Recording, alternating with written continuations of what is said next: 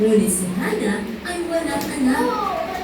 Ang lalaking ito ay pumupunta sa kanilang bayan taon-taon upang sumamba at maghain sa Panginoon.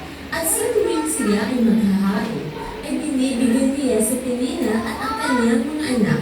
Ngunit si Hana ay binibigyan niya din ng ibayong bahagi sapagkat minamahal niya si Hana bagaman sila ay bago.